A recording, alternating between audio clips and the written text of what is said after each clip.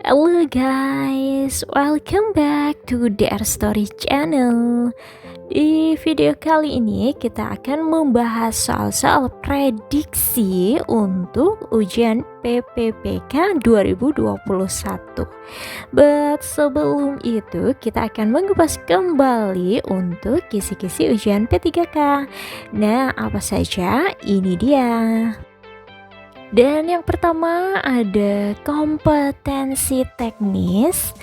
Ini ada 50 soal dengan waktu 60 menit. Kemudian yang kedua ada tes bakat skolastik. Ini 40 soal dengan 60 menit. Dan kemudian ada manajerial, ini ada 30 soal dengan 25 menit. Dan sosiocultural itu ada 20 soal dengan waktu 15 menit. Dan yang terakhir ada pertanyaan wawancara, ini ada 10 pertanyaan dengan waktu 10 menit. Dan kali ini kita hanya akan membahas untuk soal manajerial yang nantinya akan keluar 30 soal dengan waktu 25 menit. Jadi dengan 30 soal 25 menit itu satu soal tidak ada 1 menit ya. Ini mengapa kita harus sering-sering berlatih untuk memanage waktu kita agar bisa mengerjakan soal dengan cepat dan tepat. Oke, langsung nomor 1, Anda adalah seseorang yang punya prinsip. Anda harus giat bekerja agar menjadi seorang yang sukses. Dengan demikian Anda dapat. Nah, di sini keyword soalnya adalah sukses. Dengan demikian Anda dapat. Jadi ini kayak tujuan kita sukses itu buat apa sih? Nah, seperti itu. Nah, jadi di sini kita harus memilih jawaban yang untuk kebaikan banyak orang ya. Jadi tidak hanya untuk kepentingan diri kita sendiri, tetapi kebermanfaatan juga buat orang lain. Nah, kita lihat dari yang A, membeli barang yang Anda dan keluarga sukai. Nah, ini sudah jelas hanya untuk kepentingan pribadi. Membantu lebih banyak orang yang membutuhkan. Nah, ini bisa jadi jawabannya ya, karena ini bersifat bermanfaat untuk orang lain. Yang C, memiliki banyak uang dan investasi. Ya, ini pasti untuk diri sendiri. Kemudian yang D, ada kata tempat yang ingin Anda kunjungi. Nah, ini sudah jelas, ini untuk kepentingan pribadi. Dan yang E, memiliki banyak usaha yang besar dan sukses. Memiliki, nah itu pasti untuk kepentingan pribadi. Jadi untuk soal ini sudah jelas, jawabannya adalah yang B. Lanjut, Anda diminta untuk menjadi ketua dalam suatu kegiatan. Beberapa pendahulu Anda tidak terlalu sukses dalam melaksanakan kegiatan tersebut karena adanya right budget policy. Reaksi Anda ketika menerima tugas tersebut adalah, dan keywordnya tidak terlalu sukses dalam melaksanakan kegiatan itu. Jadi kalau ada kegiatan yang beberapa pendahulu itu tidak sukses melakukan kegiatannya, kemudian kita disuruh menjadi ketua, kira-kira apa sih yang akan kita lakukan? Yang pasti karena di sini kita posisinya tuh sebagai bawahan, kita wajib untuk menerimanya ya, apapun itu resikonya. Nah, jadi kita lihat jawaban yang tidak menerima atau yang menolak, nah itu pasti bukan jawabannya. Berarti yang A dan C itu bukan jawabannya. Kemudian yang B juga bukan jawabannya karena di situ ada kata menerima tapi dengan berbagai syarat. Nah, kemudian yang D, menerima kemudian mengajak rekan kerja untuk mendiskusikan berbagai alternatif cara menyelesaikan tugas itu. Nah, ini bisa jadi jawabannya ya, kita simpen dulu. Kemudian yang E, menerima tugas tersebut lalu mencoba menyelesaikannya sendiri. Ingat, jika ini tugas, walaupun kita sebagai ketua kita tidak bisa menyelesaikannya sendiri ya, kita pasti harus berdiskusi dengan rekan-rekan kerja yang lain. Jadi yang E ini juga bukan jawabannya. Oke, jadi jawaban yang benar adalah yang D. Nomor selanjutnya, menentukan sumber dana yang diperlukan, mengalokasikan sumber keuangan yang ada, kemudian dan melakukan pengawasan terhadap penggunaan dan pemanfaatan keuangan merupakan langkah yang ditempuh oleh manajemen Nah, di soal ini sebenarnya gampang sekali ya. Sudah di keywordnya. Keywordnya adalah sumber keuangan. Nah, pokoknya ada kata keuangan di situ. So, nomor ini sudah jelas ya, jawabannya adalah yang C, keuangan.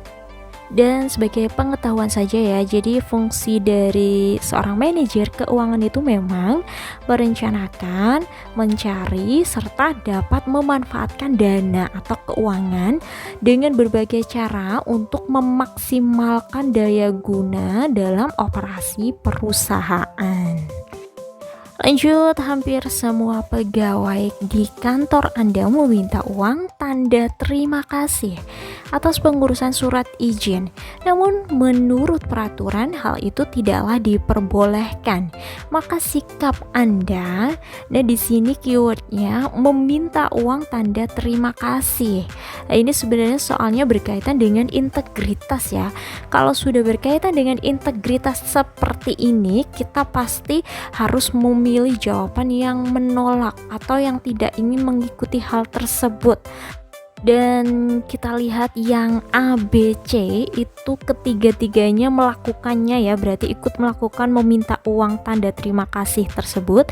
Berarti ini bukan jawabannya, walaupun yang C itu ada kata terkadang. Terkadang itu kan sebenarnya tetap melakukan kan, jadi ini juga bukan jawaban yang tepat. Kemudian untuk yang D, berusaha semampunya untuk tidak melakukannya. Semampunya, nah berarti kalau nggak mampu maka nggak tetap akan melakukannya dong ya.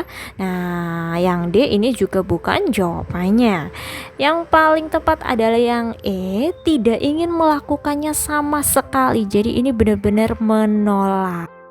Next, nah kalau soal seperti ini kita langsung ke baca soalnya saja ya. Berdasar uraian di atas yang termasuk tujuan dari fungsi manajemen controlling adalah nomor. Nah jadi fungsi di sini kan keywordnya tujuan dari fungsi manajemen controlling. Dan fungsi manajemen itu sendiri itu ada 4, POAK, planning, organizing, actuating, dan yang terakhir adalah controlling. Nah, yang di sini yang ditanya adalah fungsi manajemen controlling. Controlling itu kan pengawasan atau pengontrolan ya. Jadi ini mengawasi itu bisa dalam bentuk supervisi, pengawasan, inspeksi, hingga audit. Oke, kita lihat dari nomor 1 sampai 6 yang merupakan fungsi manajemen controlling atau pengawasan itu kira-kira yang mana? Ya, nomor 1, mengetahui jalannya program. Nah, ini termasuk ke dalam pengawasan ya. Jadi pengawasan terhadap program. Kemudian yang kedua, mengetahui hasil pekerjaan. Ini juga termasuk manajemen controlling. Kemudian yang 3, memberikan motivasi kerja. Motivasi kerja ini tidak termasuk ke dalam pengawasan. Yang keempat, membagi pekerjaan. Ini tidak termasuk ke dalam pengawasan ya, ini ke planning. Kemudian yang 5, mengembangkan kemampuan dan keterampilan pegawai. Ini juga bukan pengawasan. Yang terakhir 6, memperbaiki kesalahan yang dilakukan pegawai.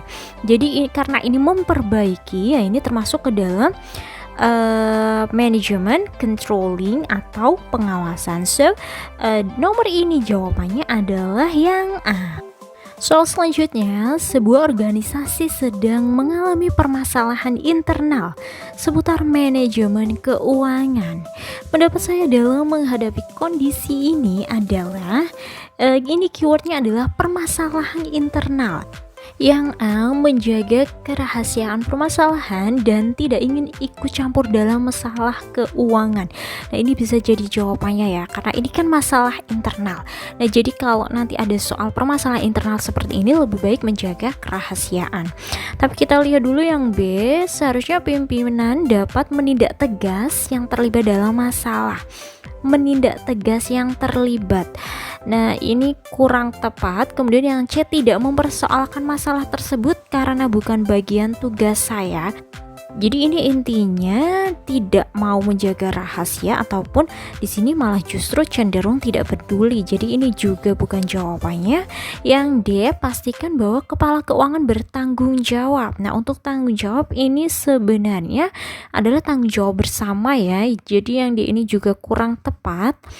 Yang perlu menjelaskan permasalahan kondisi keuangan pada seluruh jajaran agar dapat mengevaluasi rencana pembelanjaan. Nah, yang ini kurang tepat karena ini justru tidak menjaga kerahasiaan. Dan jawaban yang paling tepat adalah yang A, karena di situ menjaga kerahasiaan dari permasalahan internal tersebut. Soal terakhir, Anda adalah karyawan yang memiliki kompetensi di bidang pemasaran dan dipercaya untuk memimpin tim yang kurang produktif yang usianya jauh lebih tua. Menurut Anda, strategi yang tepat diterapkan dalam tim tersebut adalah. Dan di sini keywordnya adalah kurang produktif dan usianya itu jauh lebih tua daripada Anda. Jadi solusi yang paling tepat bagaimana? Dan jika ada soal, jika kalian menjadi seorang pemimpin tim, ingat tetap menjalin kerjasama, mendiskusikan, mencari solusi. Jangan memaksakan kehendak atau memaksakan kepentingan untuk diri sendiri saja. Oke, kita lihat yang A sudah jelas bukan jawabannya karena di situ memaksa. Dan yang B mengevaluasi kinerja dan mendorongnya untuk berubah. Nah, di sini ada kata untuk berubah ini yang membuat jawabannya kurang tepat. Kemudian yang C mengambil alih tanggung jawab tim. Jadi ini tanpa diskusi langsung mengambil alih saja. Nah, ini juga kurang tepat. Kemudian yang D menggunakan cara baru sesuai kemampuan Anda. Nah, ini juga egois ya, karena hanya langsung memutuskan mengambil cara baru yang hanya sesuai dengan kemampuan Anda, tidak melihat anggota tim.